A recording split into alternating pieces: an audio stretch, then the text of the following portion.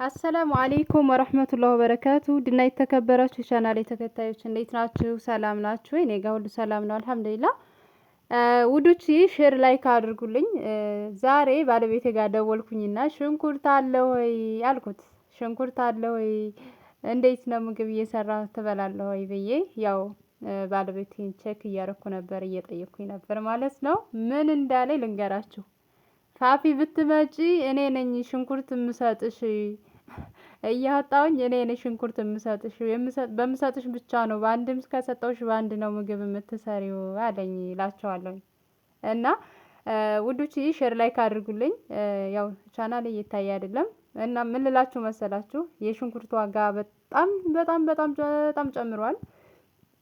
ሽንኩርት 200 እና 180 ገብቷል ማለት ነው ውዶች። ምን ትላላችሁ? እና እንደዛ አንቺ እንደፈለግሽ ስትሰሪበት እንዳልነበረ በ50 ብር በ100 ብርም አሪፍ ነበር። የዛኔ በ100 ብር እንገዛ ነበር። ግን ብዙውን ጊዜ እስከ 80 ብር እስከ 120 እና በቃ ከዚህ በላይ እንደው አንድ ሰሞን ብቻ 160 ብር ገብቶ ነበረ። አሁን የመጨረሻ 180 200 ብር ገባ።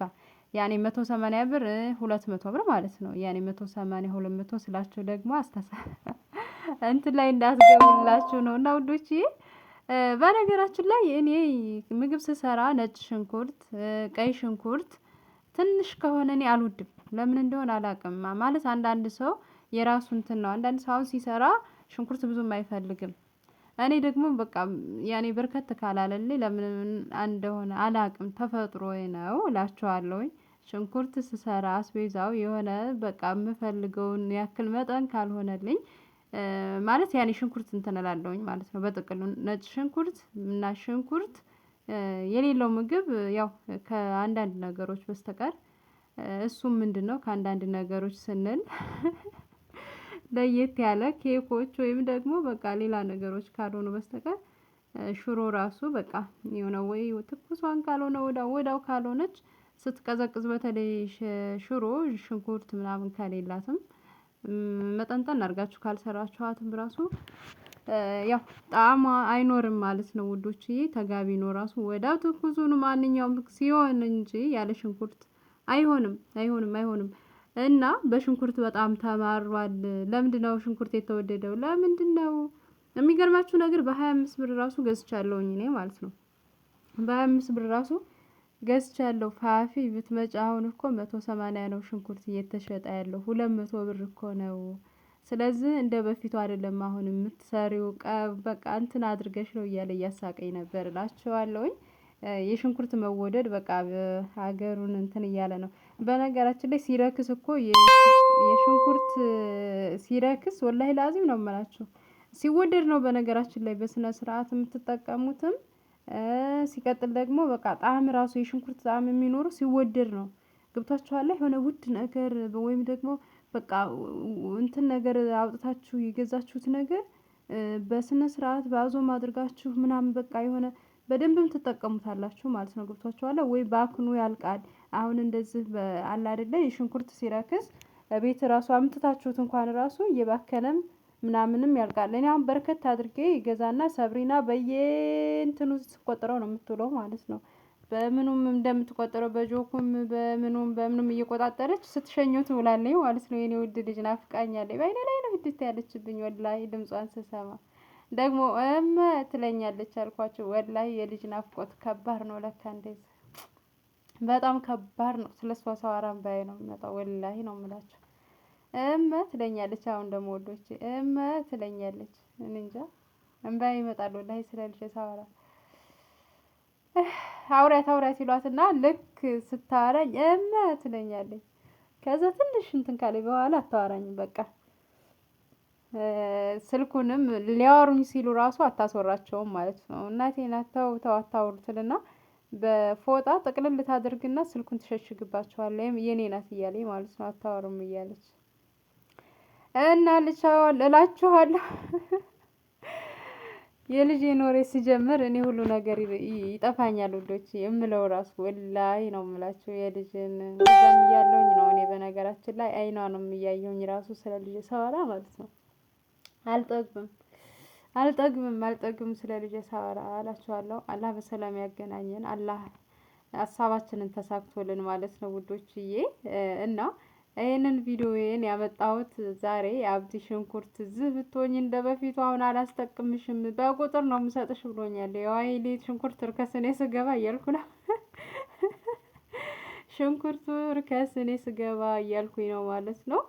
እና ዋናው ጤና ነው የሰው ልጅ ያው ፈገግ ላስብላችሁ እና ፈገግ ላስብላችሁ ብዬ ነው ውዶች። ያው ብዙ ጊዜ ሽንኩርት ታበዣለሽ ፋፍዬ ምናምን ስለምትሉኝ እኔ በተለይ ምስር ወጥ ስትሰሩ ነጭ ማነው ቀይ ሽንኩርት በደንብ ያስፈልገዋል። ሽንኩርት ደግሞ ታውቃላችሁ ሲበስል ትንስ ነው የሚለው ማለት ነው። በደንብ ስታበስሉ ሽንኩርት ይሄ አሁን እንደምታው በጣም ብዙ ነበረ ስታውስ ማለት ነው።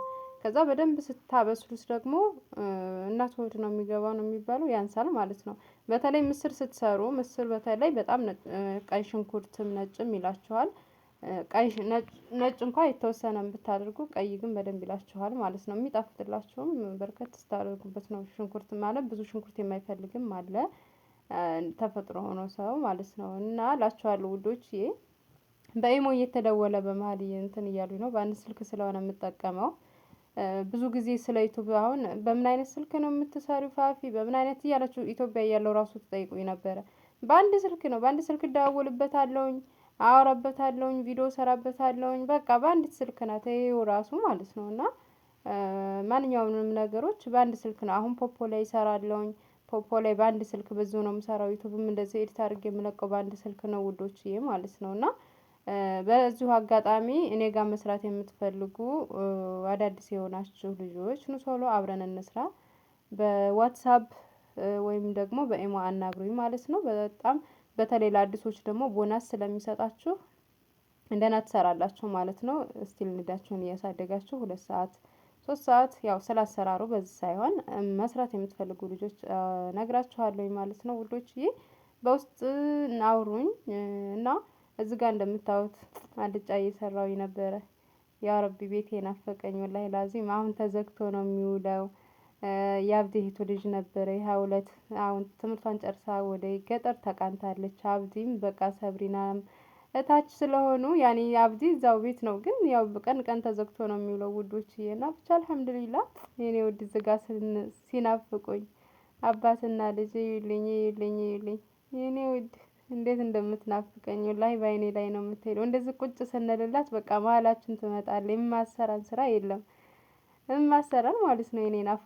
የኔ ናፍቆት ወላሂ የልጅ ናፍቆት እንደው ኡፍ ጭራሽ ቪዲዮውን ምናምን እንደዚህ ሳይማ በቃ ነገረ ስራ ሁላ እያለቀስኩኝ በመሀልም እስቃለሁ በመሀልም አለቅሳለሁ።